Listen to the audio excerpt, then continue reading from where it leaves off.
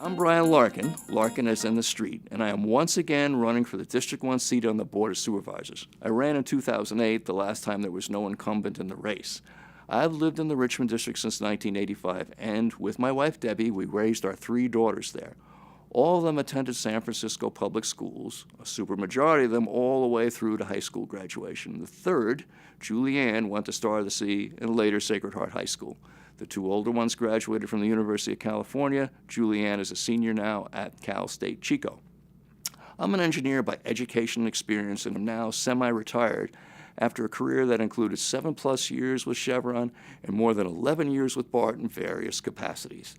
I started seeking employment with BART in the mid-'80s when I realized how much more rewarding it would be to me to be working on public rapid transit than on helping to sell more gasoline. My main reason for running again at my advanced age is the same as it was in 2008, to bring underground Muni Metro Rail service to the Richmond District. Before I continue on the subway plans, a little bit about the current makeup of the Board of Supervisors. The 11-member board is currently comprised of representatives of 5 solidly moderate districts and 5 solidly progressive districts, and District 1, which is a swing district. You can go either way. As such, D1 should have a lot of leverage that it could use to its benefit, such as getting support for a Muni Metro Rail project.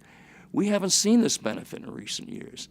I would be willing to work with the progressives and the moderates on the Board of Supervisors on their reasonable goals, but with the proviso that they support me in achieving substantive improvements for the Richmond District. Back to the Muni Metro Rail extension. The northwest part of San Francisco is the only part of the city that does not have Metro Rail service. The 50,000+ daily riders of the various 38 Geary bus lines notwithstanding.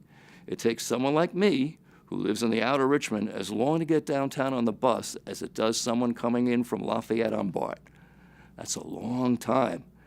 Speaking of long times, by Election Day this year, I will have turned 65 and be, officially, a senior citizen. In addition to providing adult supervision to the board, I would be an empathetic voice for the district seniors.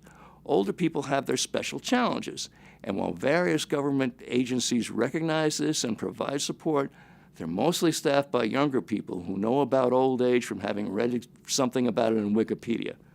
Not the case with me. I'm living it more and more every day. I'm advocating this year for the same things I did back in 2008, but this time with a greater sense of urgency and with more gray hair. The urgency comes from the pressure to increase housing density, such as through the Affordable Housing Density Program, and especially along certain corridors, one of them being Geary Boulevard. I hear words like housing crisis and get nervous. The first casualty of managing crises are rationality and reasonableness. In 2008, in this same forum, I stated that increased density was inevitable, especially in desirable places to live like San Francisco. But without commensurate improvements in infrastructure, increased density can turn a livable place like the Richmond into an overcrowded mess. Now, along with better transportation, there should be other improvements in infrastructure, such as undergrounding or overhead utilities.